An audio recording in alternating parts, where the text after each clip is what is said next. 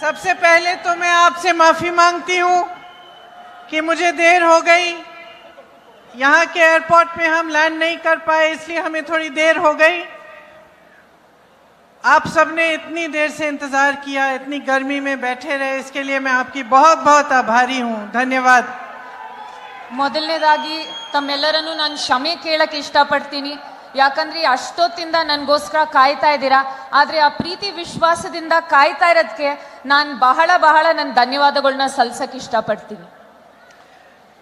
Shri D के शिव कुमार जी, श्री रणदीप सुरजेवाला जी, श्री रामलिंग रेड्डी जी, श्री के जे George जी, श्री जमीर अहमद जी, Shri Priya Krishna ji, Shri AC Srinivas जी, श्री उमापति गौड़ा जी, श्री रहमान खान जी, मंच पर उपस्थित सभी नेतागण, सभी कार्यकर्ता, सभी पदाधिकारी, मेरी प्यारी बहनों, मेरे प्यारे भाई, आप सबको का इस सभा में बहुत बहुत स्वागत। ವೇದಿಕೆಯಲ್ಲಿ ಆಸೀನರಾಗಿರುವಂತ ಎಲ್ಲ ನಮ್ಮ ನಾಯಕರು ಹಾಗೂ ನನ್ನ ಪ್ರೀತಿಯ ಅಕ್ಕ ತಂಗಿರು, ಅಣ್ಣ ತಮ್ಮಂದಿರಿಗೆ ನನ್ನ ನಮಸ್ಕಾರಗಳು. यहाँ मैं कुछ महीनों पहले ही आई थी, प्रदेश के चुनाव थे, उस प्रचार के लिए मैं आई थी। मैंने बेंगलोर में भी काफ़ी सभाएं की और बहुत खुशी के साथ और गर्व के साथ मैं कह सकती हूँ कि आपने कांग्रेस की सरकार चुनी और जो गारंटी कांग्रेस की सरकार, कांग्रेस पार्टी ने आपको सरकार बनाने से पहले दी थी, वो आज आप अपनी आंखों के सामने पूरी होती हुई देख रहे हैं। ನಾವು ಕೆಲವು ತಿಂಗಳು ಹಿಂದೆ ನಾನಿಲ್ಲಿ ಬಂದು ತಮ್ಮೆಲ್ಲರ ಜೊತೆ ಮಾತಾಡಿ ಬಹಳ ಸಭೆಗಳು ಮಾಡಿ ಹೋಗಿದ್ದೆ ಚುನಾವಣೆ ಮುಂಚಿತವಾಗಿ. ಆಮೇಲೆ ಚುನಾವಣೆ ಆದ್ಮೇಲೆ ತಾವು ಕಾಂಗ್ರೆಸ್ ಪಕ್ಷಕ್ಕೆ ಆಶೀರ್ವಾದ ಮಾಡಿ ನಮಗೆ ಸರ್ಕಾರ ತಂದು ಕೊಟ್ಟಿದ್ದು ನಂಗೆ ಬಹಳ ಖುಷಿ ಆಗುವಂತ ವಿಷಯ. ये सरकार जो प्रदेश में बनी है, ये आपकी सरकार है। आपने देखा कि गृह लक्ष्मी योजना के तहत 1,25,00,000 महिलाओं को हर महीने 2,000 रुपए मिल रहे हैं। ಈ ಸರ್ಕಾರದಿಂದ ನನಗೆ ಬಹಳ ಖುಷಿಯಾಗುವ ವಿಷಯ ಏನಂದ್ರೆ ಪ್ರತಿ ತಿಂಗಳು 1 ಕೋಟಿಗಿಂತ ಹೆಚ್ಚು ಹೆಣ್ಮಕ್ಳಿಗೆ ಗೃಹಲಕ್ಷ್ಮಿ ಯೋಜನೆಯಿಂದ 2,000 ರೂಪಾಯಿ ಬರ್ತಾ ಇರೋದು ನಂಗೆ ಬಹಳ ಖುಷಿಯಾಗುವಂತ ವಿಷಯ. गृह ज्योति योजना के तहत 200 यूनिट बिजली की बिल में आपको फ्री मिलते हैं। ಗೃಹ ಜ್ಯೋತಿ ಯೋಜನೆಯಿಂದ ಪ್ರತಿಯೊಂದು ಮನೆಗೆ 200 ಯೂನಿಟ್ ಎಲೆಕ್ಟ್ರಿಸಿಟಿ ಉಚಿತವಾಗಿ ಸಿಗ್ತಾ ಇದೆ. अन्न भाग्य में 4.5 करोड़ के लगभग लोगों को राशन मिल रहा है। मुफ्त में मेरी सारी बहनें बस यात्रा कर रही हैं। अच्छा लग रहा है आपको? ಅನ್ನಭಾಗ್ಯ ಯೋಜನೆಯಿಂದ 4 ಕೋಟಿಗಿಂತ ಹೆಚ್ಚು ಕುಟುಂಬಗಳಿಗೆ ಇವತ್ತು ಅಕ್ಕಿ ಮತ್ತೆ ರೇಷನ್ ಸಿಗ್ತಾ ಇದೆ. ಮತ್ತೆ ಶಕ್ತಿ ಯೋಜನೆಯಿಂದ ನಮ್ಮ ಅಕ್ಕ ತಂಗಿರು ಉಚಿತವಾಗಿ ಬಸ್ಸಲ್ಲಿ ಪ್ರಯಾಣ ಮಾಡ್ತಾ ಇದ್ದಾರೆ. ಚೆನ್ನಾಗ್ ಅನ್ಸತ್ತಾ, ಖುಷಿ ಆಗತ್ತಾ ಅಂತ ಕೇಳ್ತಾ ಇದ್ದಾರೆ ತಮ್ಮನ್ನ. इसके साथ युवा निधि जो योजना है, इसमें 1.5 लाख युवाओं को वजीफा मिल चुका है और ये शुरुआत है, जल्द ही 10 लाख और युवाओं को मिलेगा। ನಮ್ಮ ಯುವ ನಿಧಿ ಯೋಜನೆಯಿಂದ ಲಕ್ಷಾಂತರ ಯುವಕರಿಗೆ ನಮ್ಮಿಂದ ಹಣ ಹೋಗ್ತಾ ಇದೆ. ಇನ್ನೂ ಹೆಚ್ಚಾಗತ್ತೆ ಅಂತ ನನಗೆ ನಂಬಿಕೆ ಇದೆ. ಅದರಿಂದ ನನಗೂ ಕೂಡ ಬಹಳ ಖುಷಿ ಆಗ್ತಾ ಇದೆ. तो जैसे प्रदेश चुनाव के समय हमने आपको कुछ गारंटी बताई थी और उन्हें पूरा करने का काम हम अभी कर रहे हैं। आप देश भर में देख सकते हैं कि जहां जहां कांग्रेस ने चुनाव से पहले गारंटी दी, उन प्रदेशों में जब कांग्रेस की सरकार आई तो उन गारंटीज को पूरा करने का काम शुरू हो चुका है।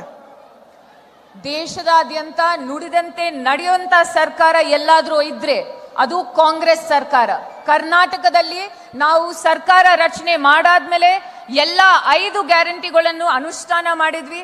ಇಡೀ ದೇಶಾದ್ಯಂತ ಕಾಂಗ್ರೆಸ್ ಸರ್ಕಾರ ಎಲ್ಲಾದ್ರೂ ಇದ್ರೆ ಅವ್ರು ನುಡಿದಂತೆ ನಡೆಯುವಂತ ಸರ್ಕಾರ. ಅವರು ಚುನಾವಣೆಗಿಂತ ಮುಂಚಿತವಾಗಿ ಅವ್ರೇನ್ ನಿಮಗೆ ಗ್ಯಾರಂಟಿ ಅಥವಾ ನಿಮಗೆ ಪ್ರಾಮಿಸ್ ನೀಡ್ತಾರೋ ಅದನ್ನ ಅವರು ಪೂರೈಸಿ ನಿಮ್ ಮುಂದೆ ಬಂದು ನಿಂತಿದ್ದಾರೆ ಇವತ್ತು. अब पूरे देश भर में चुनाव है। हम एक घोषणा पत्र हमने निकाला है, उसे हम न्याय पत्र कहते हैं। क्योंकि हमने देखा कि पिछले 10 सालों में हर वर्ग के साथ अन्याय हुआ है और हम जानते हैं कि आपकी जीवन में संघर्ष ज़्यादा बड़े हैं और आपकी तरक्की होने के बजाय आपकी जो समस्याएं हैं वो ज़्यादा बड़ी हुई हैं। ಇವಾಗ ಚುನಾವಣೆ ಬಂದಿದೆ, ನಮ್ಮ ಪ್ರಣಾಳಿಕೆಯನ್ನು ನಾವು ನ್ಯಾಯಪತ್ರ ಅಂತ ನಾವು ತಮ್ಮ ಮುಂದೆ ಇಟ್ಟಿದ್ದೀವಿ. ಯಾಕಂದ್ರೆ ಇಡೀ ದೇಶದಲ್ಲಿ ಪ್ರತಿಯೊಬ್ಬರಿಗೂ ಕೂಡ ಅನ್ಯಾಯ ಆಗ್ತಾನೆ ಬಂದಿದೆ. ಅದರಿಂದ ನಾವು ಇದನ್ನ ನ್ಯಾಯಪತ್ರ ಅಂತ ತಮಗೆ ಸಲ್ಲಿಸಿ ಚುನಾವಣೆ ಆದ್ಮೇಲೆ ಪ್ರತಿಯೊಬ್ಬರಿಗೂ ನ್ಯಾಯ ಒದಗಿಸುವಂತ ಗುರಿ ಇಟ್ಕೊಂಡು ನಿಮ್ ಮುಂದೆ ಬಂದಿದ್ದೀವಿ ಇವತ್ತು. बहुत सारे ऐसे गारंटीज हैं हमारे न्याय पत्र में, मैं सिर्फ आपको 4-5 बताऊंगी, उसके बाद अगर आप उस पत्र को पढ़ सकते हैं तो आपके लिए बहुत अच्छा रहेगा। महिलाओं के लिए, गरीब महिलाओं के लिए 1 लाख रुपए सालाना दिए जाएंगे। जो सबसे बड़ी महिला एक परिवार में है उसके खाते में दिए जाएंगे। ನಮ್ಮ ನ್ಯಾಯ ಪತ್ರದಲ್ಲಿ ಬಹಳಷ್ಟು ನ್ಯಾಯ ಒದಗಿಸುವಂತ ನಾವು ಮಾಹಿತಿ ನೀಡಿದೀವಿ. ಆದ್ರೆ ನಿಮ್ ಮುಂದೆ ಒಂದ್ 2-3 ವಿಚಾರ ಮಾತಾಡ್ತೀನಿ. ಮೊದಲನೇದಾಗಿ ಹೆಣ್ಮಕ್ಳಿಗೆ ಪ್ರತಿ ವರ್ಷ 1 ಲಕ್ಷ ರೂಪಾಯಿ ಕೊಡುವಂತ ನಿರ್ಧಾರ ಕಾಂಗ್ರೆಸ್ ಪಕ್ಷ ಮಾಡಿದೆ. ಪ್ರತಿಯೊಬ್ಬ ಮಹಿಳೆಗೆ 1 ಲಕ್ಷ ರೂಪಾಯಿ ತಂದು ಕೊಡ್ಬೇಕಂತ ಕಾಂಗ್ರೆಸ್ ಸರ್ಕಾರ ಹಾಗೂ ಅವರ ನಾಯಕರು ನಿರ್ಧಾರ ಮಾಡಿದ್ದಾರೆ. युवाओं के लिए जो स्नातक पास होंगे उनके लिए एक खास अप्रेंटिसशिप का प्रोग्राम बनेगा और 1 लाख रुपए कम से कम सालाना उनको भी मिलेंगे इस अप्रेंटिसशिप प्रोग्राम के तहत। ಮೊದಲನೇ ಬಾರಿಗೆ ನಮ್ಮ ಯುವಕರಿಗೆ ನಾವು ಉದ್ಯೋಗ ಖಾತ್ರಿ ತೆಗಿಬೇಕಂತ ಇದ್ವಿ. ಆದ್ರೂ ಕೂಡ ಪ್ರತಿಯೊಂದು ಯುವಕರಿಗೆ ನಾವು ಅಪ್ರೆಂಟಿಸ್ಶಿಪ್ ಪ್ರೋಗ್ರಾಮ್ ಇಂದ ವರ್ಷಕ್ಕೆ 1 ಲಕ್ಷ ಆದ್ರೂ ಸಂಬಳ ಬರಂಗೆ ನಾವು ಈ ಅಪ್ರೆಂಟಿಸ್ಶಿಪ್ ಪ್ರೋಗ್ರಾಮ್ ಅನ್ನ ಶುರು ಮಾಡ್ತಾ ಇದೀವಿ. 5,000 करोड़ का स्टार्टअप फंड बनेगा खास तौर से युवाओं के लिए, और जो शिक्षा लोन है वो माफ किए जाएंगे। इसके साथ साथ श्रमिकों के लिए राष्ट्रीय न्यूनतम मजदूरी 400 रुपए प्रतिदिन की होगी और शहरों में रोजगार की गारंटी जिस तरह से गांव में होती है वैसे दी जाएगी और 25 लाख तक स्वास्थ्य बीमा सबको मिलेगा ताकि 25 लाख तक आपका जो इलाज है वो आपको मुफ्त में मिल पाए। ಪ್ರತಿಯೊಂದು ಜಿಲ್ಲೆಯಲ್ಲಿ 5,000 ಕೋಟಿ ಸ್ಟಾರ್ಟ್ಅಪ್ ಫಂಡ್ ಅಂತ ಶುರು ಮಾಡ್ತೀವಿ. ಪ್ರತಿಯೊಬ್ಬರಿಗೂ ಅದರಿಂದ ಅನುಕೂಲ ಆಗ್ಲಿ ಅಂತ ಶ್ರಮಿಕ್ ನ್ಯಾಯ್ ಅಂದ್ರೆ ನಮ್ಮ ಕೂಲಿ ಕೆಲಸ ಮತ್ತೆ ನಮ್ಮ ಲೇಬರ್ ಕೆಲಸ ಮಾಡೋರ್ಗೆ ಅವ್ರಿಗೆ ಮಿನಿಮಮ್ ವೇಜ್ ಆಗಿರ್ಲಿ ಅಥವಾ ಅವ್ರಿಗೆ ಅನುದಾನ ಆಗಿರ್ಲಿ ಅಥವಾ ಅವ್ರಿಗೆ ಇನ್ಶೂರೆನ್ಸ್ ಆಗಿರ್ಲಿ ಅದನ್ನು ಕೂಡ ತಂದು ಕೊಡ್ತೀವಿ ಅಂತ ನಮ್ಮ ನ್ಯಾಯ ಪತ್ರದಲ್ಲಿ ನಾವು ಬಹಳ ಸ್ಪಷ್ಟವಾಗಿ ನಾವು ಬರೆದು ಹೇಳಿದೀವಿ. देखिए, मैं आपको ज्यादा कष्ट नहीं देना चाहती, ज्यादा लंबी बात नहीं करना चाहती, लेकिन कुछ बातचीत मैं जरूर आपसे इस बारे में करना चाहती हूं कि आज देश के सामने और आपके सामने 2 बड़े बड़े मसले हैं। सबसे पहला तो ये है कि आपके जो जीवन में जो संघर्ष हो रहा है और जो समस्याएं हैं इनको हल करने की बात, और दूसरा जो मसला है वो कि आज देश में क्या परिस्थितियां बन रही हैं, देश की राजनीति कैसे है और हम देश के भविष्य को किस तरह से देख रहे हैं। तो इन दोनों मसलों पे मैं थोड़ी सी आपसे बात करना चाहती हूँ। ನಾನು ಬಹಳಷ್ಟು ಸಮಯ ತಗೊಳ್ಳಲ್ಲ, ಯಾಕಂದ್ರೆ ಬಹಳಷ್ಟು ಕಾಯಿಸ್ತೇನೆ ತಮ್ಮನ್ನೆಲ್ಲ. ಆದ್ರೆ ಇವತ್ತು ದೇಶದಲ್ಲಿ ಇರೋದು 2 ವ್ಯೂಗಳು. ಮೊದಲನೇದಾಗಿ ತಮ್ಮೆಲ್ಲರಿಗೂ ಗೊತ್ತು ಯಾವ ರೀತಿ ಬಡಸ್ತನ ಅಥವಾ ಬೆಲೆ ಏರಿಕೆ ಅಥವಾ ನಿಮ್ಗೆ ಏನ್ ಕಷ್ಟ ಆಗ್ತಾ ಇದೆ ಅಂತ ನಾವೆಲ್ಲರೂ ನೋಡ್ತಾ ಇದೀವಿ. ಅದು ಒಂದ್ ಕಡೆ.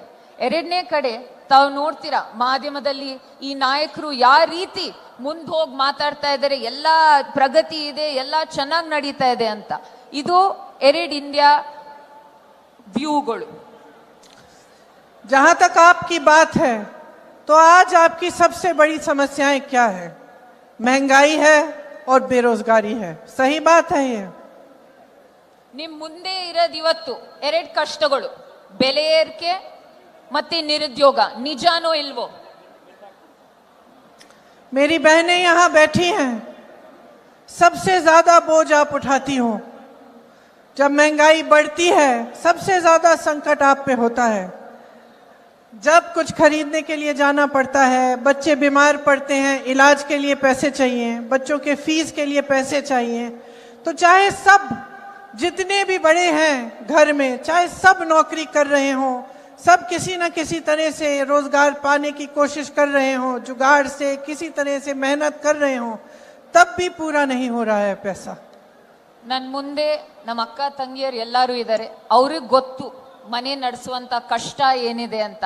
ಯಾವ ರೀತಿ ಬೆಲೆಗೆ ಏರಿಕೆಯಾದಾಗ ಅಥವಾ ಮನೇಲಿ ಮಕ್ಕಳಿಗೆ ಹುಷಾರ್ ತಪ್ಪಿದಾಗ ಅಥವಾ ಕೆಲಸ ಸಿಗದೆ ಇದ್ದಾಗ ಯಾವ ರೀತಿ ಮನೆ ನಡೆಸುವಂತ ಕಷ್ಟ ಆಗತ್ತೆ ಅಂತ ಅವ್ರಿಗೆ ಗೊತ್ತು. पेट्रोल महंगा है, डीजल महंगा है, मिट्टी की तेल महंगी है, सोना 73,000 तक चले गया, चांदी 90,000 है, गैस सिलेंडर का दाम कहां कहां पहुंच गया है, हर चीज का दाम बढ़ गया है, कुछ आपको सस्ता नहीं मिल रहा है। किस तरह से आप इस जीवन को जी रही हैं, किस तरह से आगे बढ़ पा रहा है परिवार, ये मैं समझती हूं कि बहुत ही मुश्किलों का आज आप सामना कर रही हैं। ಪೆಟ್ರೋಲ್ ಬೆಲೆ ಏರಿದೆ, ಡೀಸೆಲ್ ಬೆಲೆ ಏರಿದೆ, ಅಡುಗೆ ಎಣ್ಣೆ ಬೆಲೆ, ಚಿನ್ನ ಬೆಳ್ಳಿ ಎಲ್ಲಾದ್ರದ್ದು ಬೆಲೆ ಏರಿದೆ. ನನಗ್ ಗೊತ್ತಾಗತ್ತೆ ನಮ್ಮ ಅಕ್ಕ ತಂಗಿಯರು ಯಾವ ರೀತಿ ಕಷ್ಟ ಪಡ್ತಾ ಇದಾರೆ ಈ ಬೆಲೆ ಏರಿಕೆ ಸಂದರ್ಭದಲ್ಲಿ ಅಂತ. आज चाहे किसान हो, चाहे श्रमिक हो, चाहे मेरी बहनें हो, चाहे कोई मिडिल क्लास का हो, सबके लिए मुश्किलें बढ़ रही हैं। और ये आपने देखा होगा पिछले 10 सालों में कि महंगाई बढ़ती चली गई है, लेकिन आपके लिए रोजगार बनाने का काम नहीं हुआ है। ಸಮಾಜದಲ್ಲಿ ಎಲ್ಲಾ ವರ್ಗಗಳಲ್ಲಿ ಬೆಲೆ ಏರಿಕೆ ಎಲ್ಲರೂ ಎದುರಿಸ್ತಾ ಇದ್ದಾರೆ. ಆದ್ರೆ ಬೆಲೆ ಏರಿಕೆ ಎದುರಿಸೋ ಸಮಯದಲ್ಲಿ ನಮಗೆ ನಿರುದ್ಯೋಗದ ತೊಂದರೆ ಕೂಡ ಪ್ರತಿಯೊಬ್ಬರಿಗೂ ಕಾಡ್ತಾ ಇದೆ. तो मोदी जी के इस 10 साल के राज में आपको मिला क्या? अगर आप अपने जीवन को देखते हैं तो क्या आपको लगता है कि आपके जीवन में तरक्की आई? ನೀವು ಪ್ರಧಾನ ಮಂತ್ರಿ ಮೋದಿ ಅವರ 10 ವರ್ಷದ ಆಡಳಿತ ನೋಡಿದಿರ. ನೀವೆಲ್ಲ ಕೇಳಬೇಕಾಗಿರೋದು ಒಂದ್ ಪ್ರಶ್ನೆ, ನಿಮ್ ಜೀವನದಲ್ಲಿ ಅಥವಾ ನಿಮ್ ಜೀವನದಲ್ಲಿ ಏನಾದ್ರು ಬದಲಾವಣೆ, ಒಳ್ಳೆ ಬದಲಾವಣೆ ಆಗಿದಾ? ಪ್ರತಿಯೊಬ್ರು ಪ್ರಶ್ನೆ ಮಾಡಬೇಕಾಗಿರೋದು ಅದನ್ನ. आपको एक इमेज दिखाई गई, रोज दिखाई जाती है टीवी पे, सुपरमैन की इमेज, मिले आपको महंगाई man? Sorry. Come here. No, it's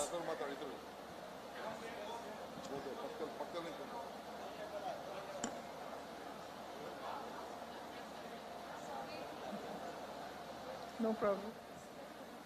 You want to use that? You want to use one of these? I'm okay. Use this. no, ma'am.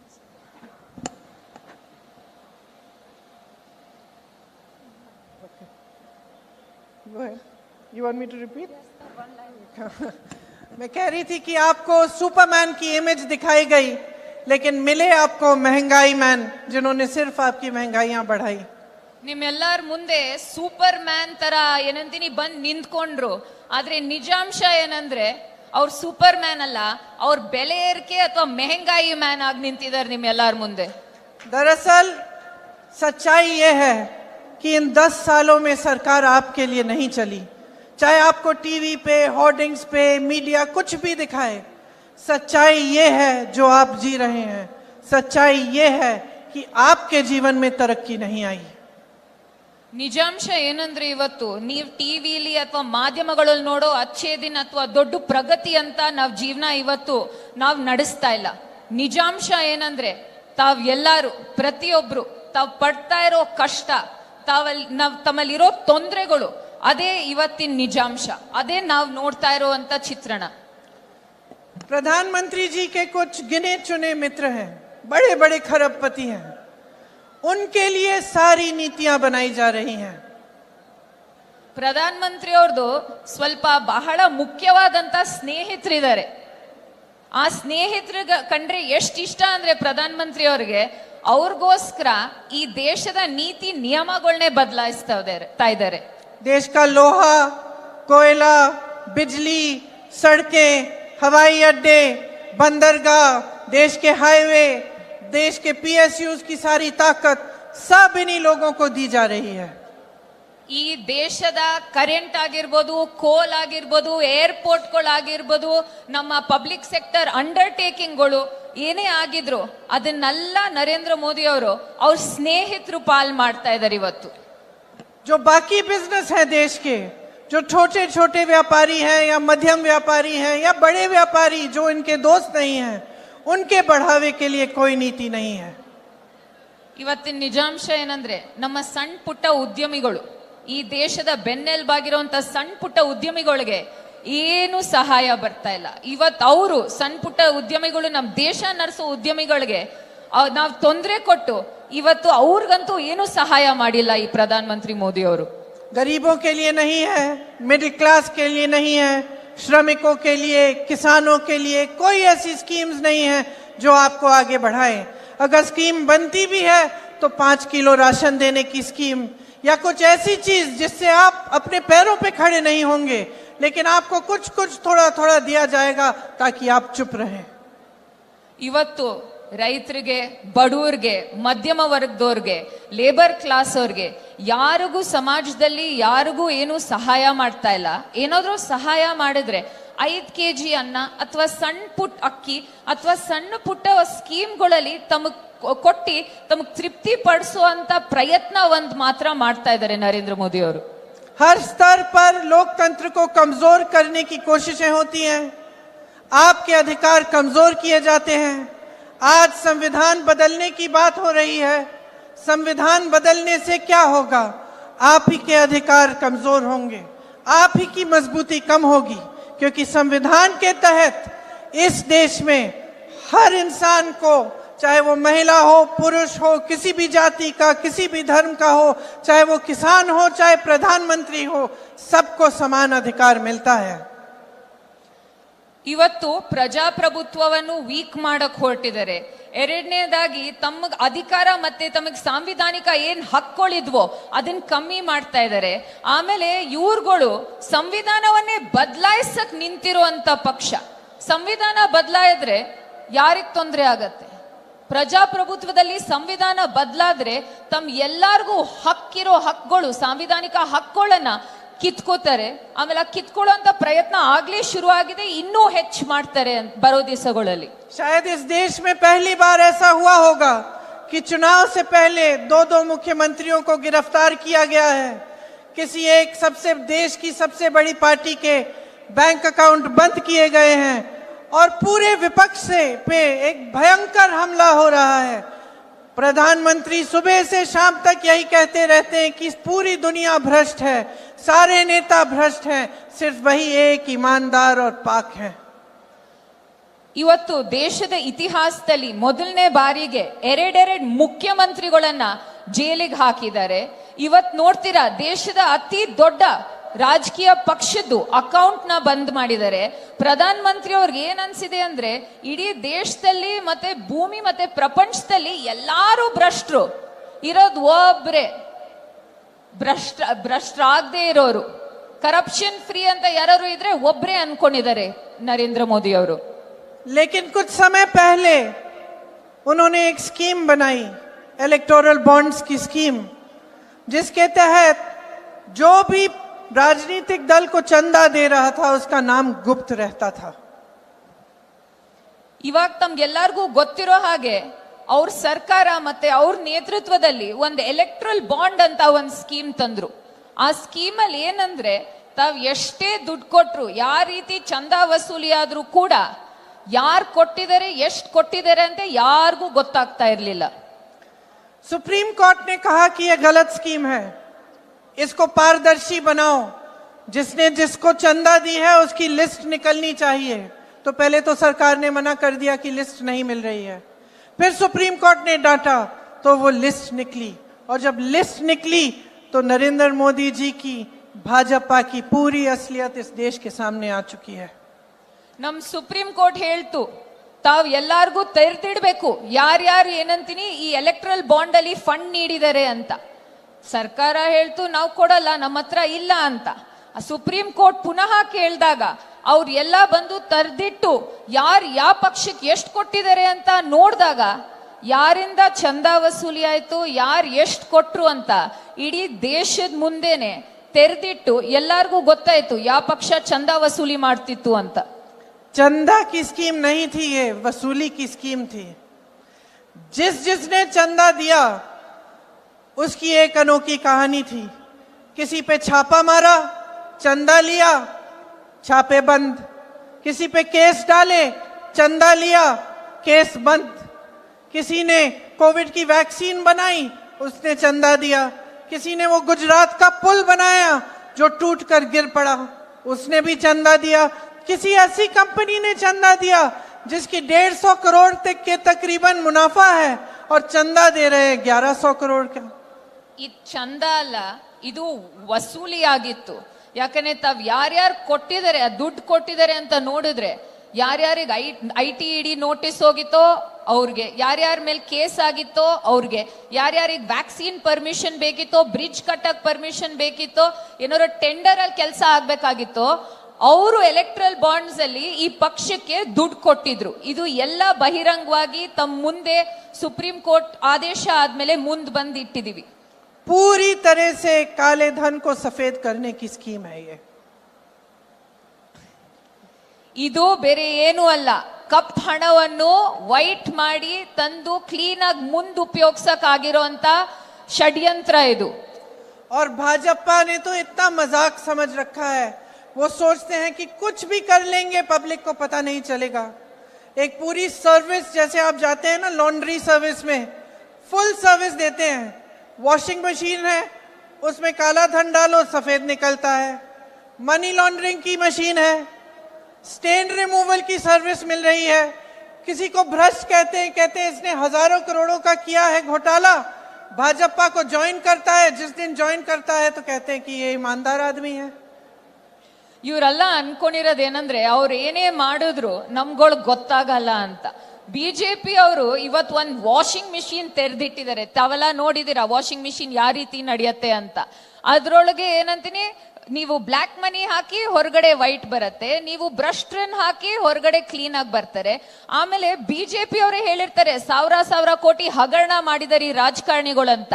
ಆದ್ರೆ ಆ ರಾಜಕಾರಣಿಗಳು ಬಿಜೆಪಿ ಸೇರ್ಕೊಂಡಾಗ ವಾಷಿಂಗ್ ಮಿಷಿನ್ ಒಳಗೆ ಹೋಗಿ ಹೊರಗೆ ಕ್ಲೀನ್ ಆಗಿ ಬರ್ತಾರೆ. बेसिक इशू क्या है? बैंगलोर का एग्जाम्पल लीजिए. आपकी जो शहर है वो देश का गौरव होना चाहिए और है भी. यहाँ एक विजन के तहत बनी थी. मुझे याद है, मैं छोटी थी, मेरे पिताजी बात करते थे उस समय कि बैंगलोर और हैदराबाद में टेक्नोलॉजी का हब बनना चाहिए. और आगे जाके बहुत लोगों ने काम किया, मेहनत की और ये टेक्नोलॉजी के हब बने. यहाँ से इतनी कैपेबिलिटी है, इतनी टैलेंट है, पूरे देश भर में आपने भेजा है लोगों को. पूरे देश को दुनिया जानती है बैंगलोर को. ಬೆಂಗಳೂರು ಯಾವ ತರ ಸಿಟಿ ಅಂದ್ರೆ, ನಮ್ಮ ತಂದೆಯವರು ಕೂಡ, ನಾನು ಚಿಕ್ಕವಳಿದ್ದಾಗ ನನಗಿನ್ನೂ ಜ್ಞಾಪಕ ಇದೆ, ನಮ್ಮ ತಂದೆಯವರು ಬೆಂಗಳೂರು ಮತ್ತೆ ಹೈದರಾಬಾದ್ ಬಗ್ಗೆ ಯಾವ ರೀತಿ ವಿಷನ್ ಇರೋ ಸಿಟಿ, ಯಾವ ರೀತಿ ಮುಂದೆ ಹೋಗ್ತಾ ಟೆಕ್ ಹಬ್ ಆಗತ್ತೆ ಅಂತ ಅದ್ರ ಬಗ್ಗೆ ಮಾತನಾಡ್ತಿದ್ರು. ಇವತ್ ಬೆಂಗಳೂರನ್ನ ತಾವೇ ನೋಡಿ ಬೇಕಾರೆ, ಬೆಂಗಳೂರಲ್ಲಿ ಯಾವ ರೀತಿ ನಮ್ಮ ಯುವಕರು ಇಡೀ ದೇಶಾದ್ಯಂತ ಹೋಗಿ ಸೇವೆ ಸಲ್ಲಿಸ್ತಾರೆ. ಬಹಳ ಏನಂತೀನಿ ಬೇರೆ ಫೀಲ್ಡ್ಗಳಲ್ಲಿ. देश भर से यहाँ लोग नौकरी ढूंढने के लिए आते हैं. यहाँ मल्टीनेशनल्स हैं, बड़े बड़े संस्थान हैं, IIT है, IIM है, IISc है, इसरो, DRDO, HAL, ये सारे यहाँ हैं. स्टार्टअप्स भी यहाँ सबसे ज्यादा हैं. सब चीजों का संगम है ये बैंगलोर. ಇಡೀ ದೇಶದ ಎಲ್ಲಾ ಕಡೆಯಿಂದ ಯುವಕರು ಬೆಂಗಳೂರಿಗೆ ಬರ್ತಾರೆ. ಬೆಂಗಳೂರಿಗೆ ಬಂದು ಯಾಕೆ ಬೆಂಗಳೂರಿಗೆ ಬರ್ತಾರೆ ಅಂದ್ರೆ, ಇಸ್ರೋ, HAL, DRDO, ನಮ್ದು IISc, IIM,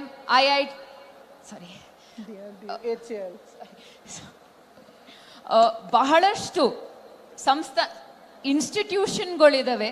ಅದರಿಂದ ಇನ್ಸ್ಟಿಟ್ಯೂಷನ್ ಮಾತ್ರ ಅಲ್ಲ, ನಮ್ಮಲ್ಲಿ ಸ್ಟಾರ್ಟ್ಅಪ್ಗಳು ಕೂಡ ಬಹಳಷ್ಟು ಇದಾವೆ ಅಂತ ನಮ್ಮ ಯುವಕರು ದೇಶದಾದ್ಯಂತ ಎಲ್ಲಾ ಕಡೆ ಬಿಟ್ಟು ಬೆಂಗಳೂರಿಗೆ ಬರ್ತಾರೆ. लेकिन यहाँ का पॉपुलेशन काफी बढ़ गया है. पिछले 20 सालों में 3 गुना हो गया है. पानी की किल्लत है. यहाँ तेजी से विकास आया तो इसके लिए पर्यावरण, हरियाली, पानी, इसकी जरूरत और बढ़ी है. और यहाँ के लिए एक बैलेंस डेवलपमेंट होना चाहिए, इंफ्रास्ट्रक्चर, एनवायरमेंटल प्रोजेक्ट्स होने चाहिए। ಬೆಂಗಳೂರಿನ ಜನಸಂಖ್ಯೆ ಬಹಳಷ್ಟು ಬೆಳೀತಾ ಇದೆ. ಬಹಳಷ್ಟು ಯಾವ ರೀತಿ ಬೆಳೀತಾ ಇದೆ ಅಂದ್ರೆ ಒಂದೊಂದು ನೀರಾವರಿ ಆಗಿರ್ಬೋದು, ಇರಿಗೇಷನ್ ಆಗಿರ್ಬೋದು, ಸ್ವಲ್ಪ ತಾಪತ್ರೆಗಳು ಆಗ್ತಾ ಇದೆ. ಆದ್ರೆ ಬೆಂಗಳೂರಿಗೆ ನಮಗೆ ಬ್ಯಾಲೆನ್ಸ್ಡ್ ಇನ್ಫ್ರಾಸ್ಟ್ರಕ್ಚರ್ ಅನ್ನೋದು ನಾವು ಮುಂದೆ ತರಬೇಕು. और यहाँ पे पहले जैसे एक झीलों का शहर कहलाता था उस तरह से बनाना चाहिए।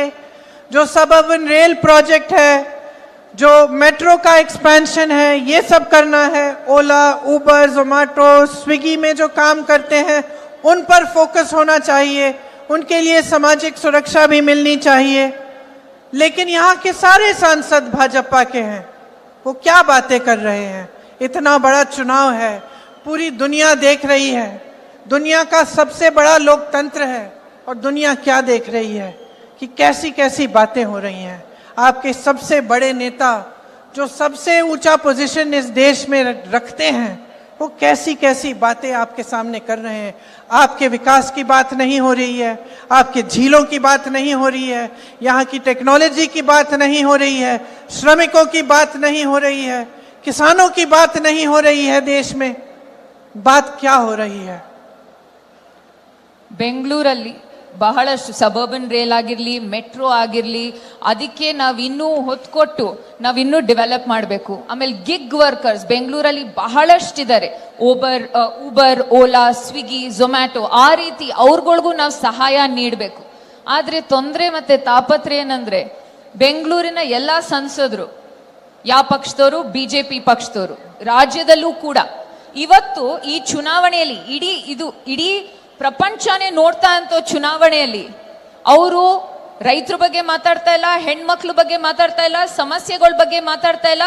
ಯಾರಿಗೆ ಪ್ರಗತಿ ತಂದ್ಕೊಡ್ತೀವಿ ಅಂದ್ರೂ ಅವ್ರ ಬಗ್ಗೆ ಅಂತೂ ಮಾತಾಡ್ತಾ ಇಲ್ಲ.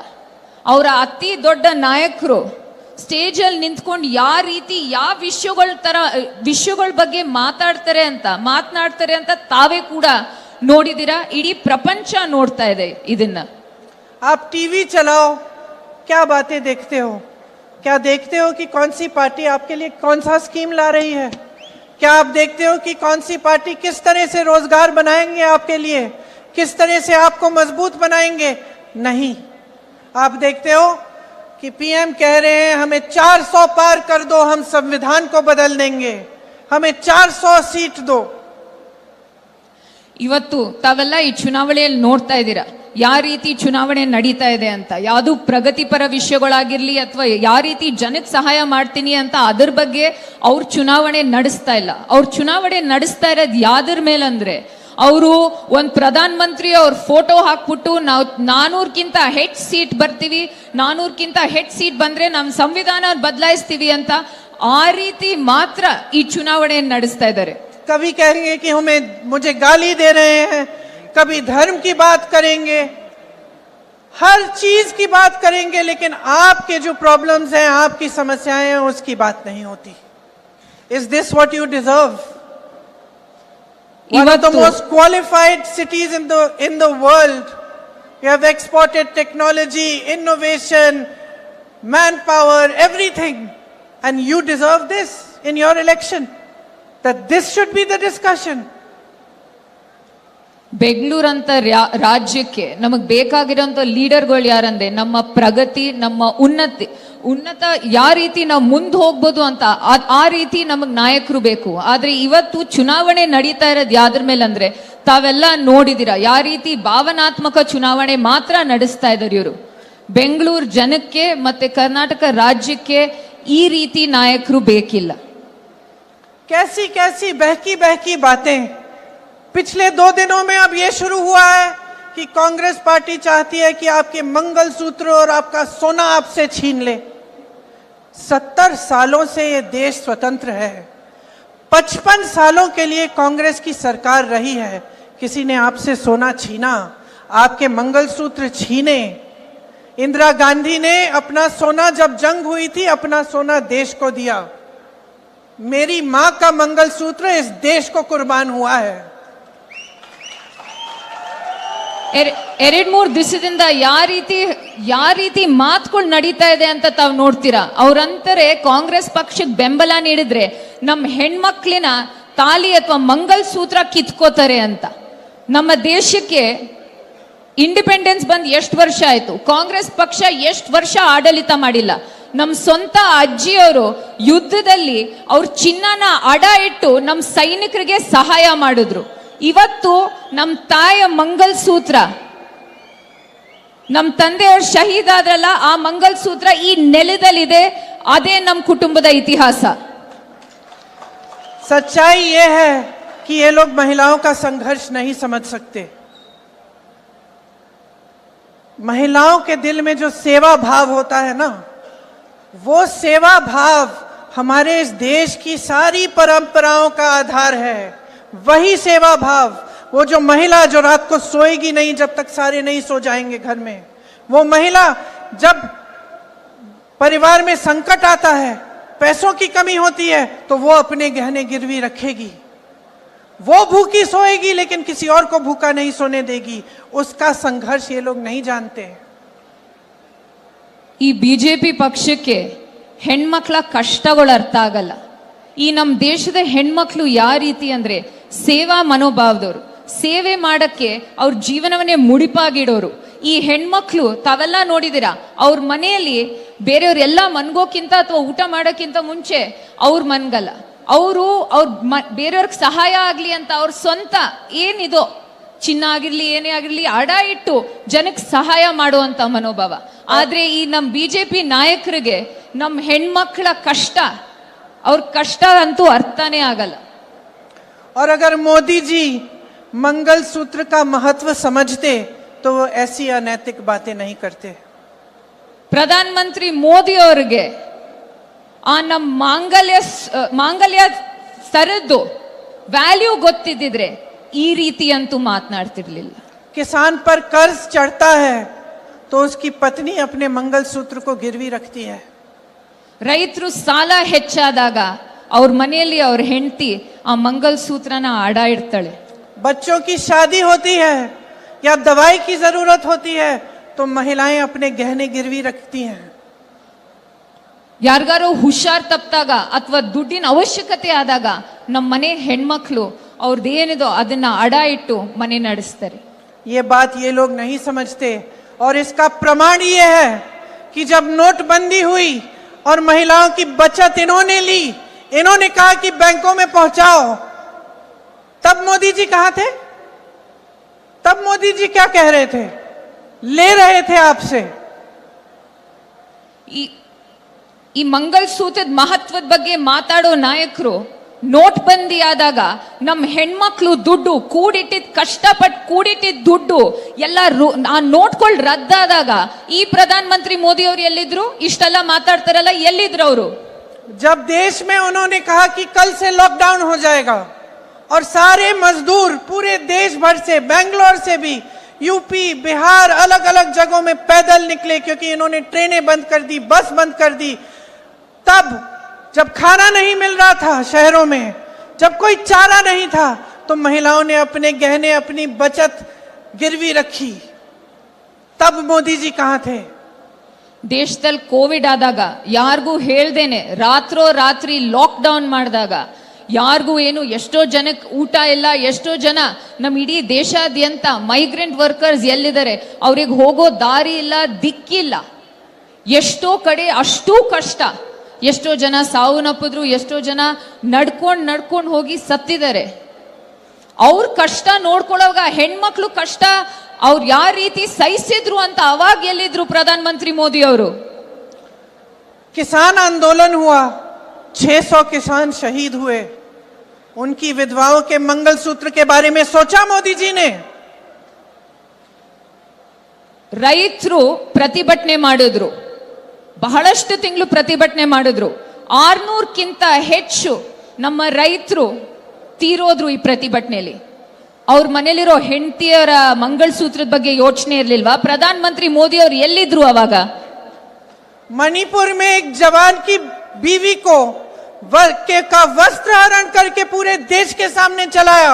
मोदी जी चुप थे, कुछ नहीं बोले, उसके मंगलसूत्र के बारे में नहीं सोचा उन्होंने। ಮಣಿಪುರಲ್ಲಿ ಒಂದ್ ಹೆಣ್ಮಗಳನ್ನ ವಸ್ತ್ರಾಹರಣ ಮಾಡಿ ಬೀದಿಯಲ್ಲಿ ಕರ್ಕೊಂಡು ಹೋಗುವಾಗ ಪ್ರಧಾನ ಮಂತ್ರಿ ಮೋದಿ ಅವ್ರು ಮಾತನಾಡಿದ್ರ? ಇಲ್ಲ. ಪ್ರಧಾನ ಮಂತ್ರಿ ಮೋದಿ ಅವ್ರಿಗೆ ಆ ಹೆಣ್ಮಗಳು ಮಂಗಲಸೂತ್ರದ ಬಗ್ಗೆ ಅವಾಗ ಯೋಚನೆ ಇರ್ಲಿಲ್ವಾ? ಪ್ರಧಾನ ಮಂತ್ರಿ ಮೋದಿ ಅವ್ರು ಎಲ್ಲಿದ್ರು? पलक नहीं झपकाई उन्होंने। और आज चुनाव के लिए, वोटों के लिए महिलाओं को ऐसी बातें कर रहे हैं, डरा रहे हैं ताकि डर के वो वोट दें। शर्म आनी चाहिए उनको, शर्म आनी चाहिए। ಒಂಚೂರು ಕಾಳಜಿ ಇಲ್ಲ ನಮ್ ದೇಶದ ಬಗ್ಗೆ.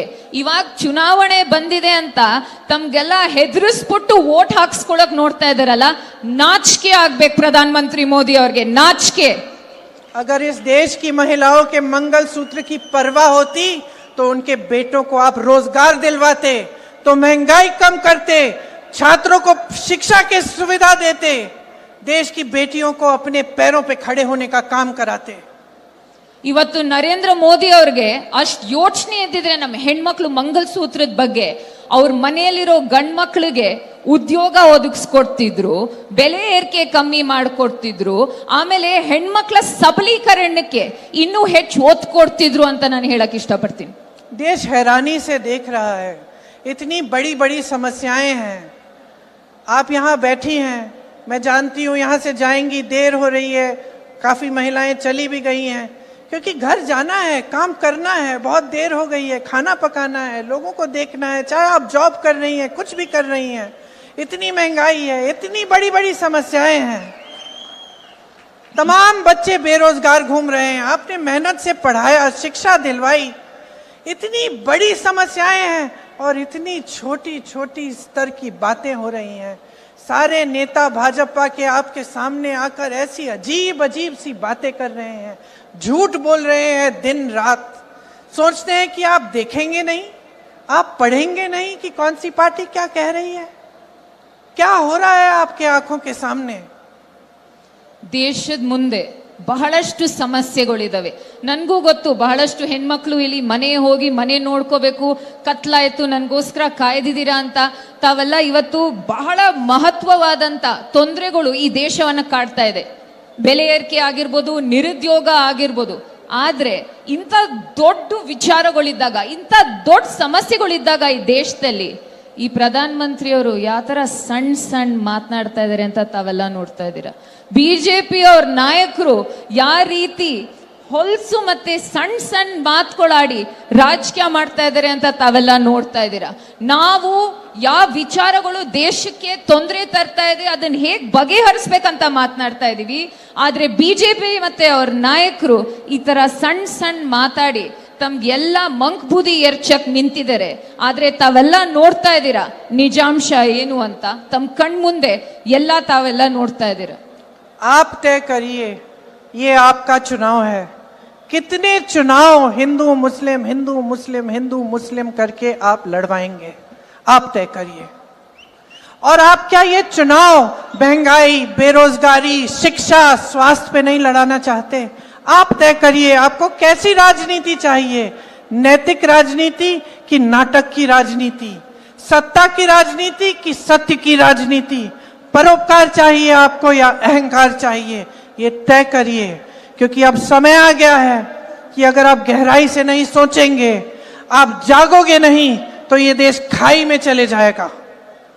ತಾವೆಲ್ಲ ನೋಡ್ತಾ ಇದ್ದೀರಾ, ಇನ್ನು ಎಷ್ಟು ವರ್ಷ ನಡೆಸ್ತಾರೆ ಹಿಂದೂ ಮುಸಲ್ಮಾನರ ಮಧ್ಯೆ ಯಾವ ರೀತಿ ಒಡಕನ್ ತರ್ತಾ ಇದಾರೆ ಅಂತ ತಾವೆಲ್ಲ ನೋಡ್ತಾ ಇದ್ದೀರಾ। ಆದ್ರೆ ನಿರ್ಧಾರ ಮಾಡ್ಬೇಕಾಗಿರೋದ್ ನೀವುಗಳು, ನಿಮಗೆ ಯಾವ ರೀತಿ ರಾಜಕೀಯ ಬೇಕು, ಯಾವ ರೀತಿ ಪಕ್ಷ ಬೇಕು, ನೈತಿಕತೆಯ ರಾಜಕೀಯನೋ ನಾಟಕದ ರಾಜಕೀಯನೋ ಬೇಕು, ಅಥವಾ ನೈತಿಕತೆಯ ಪಕ್ಷ ಬೇಕು, ನಾಟಕ ಮಾಡೋಂಥ ಪಕ್ಷ ಬೇಕು, ಸತ್ಯ ಹೇಳೋಂಥ ಪಕ್ಷ ಬೇಕು, ಸುಳ್ಳು ಹೇಳೋಂಥ ಪಕ್ಷ ಬೇಕು ಅಂತ ನೀವುಗಳು ನಿರ್ಧಾರ ಮಾಡಬೇಕು।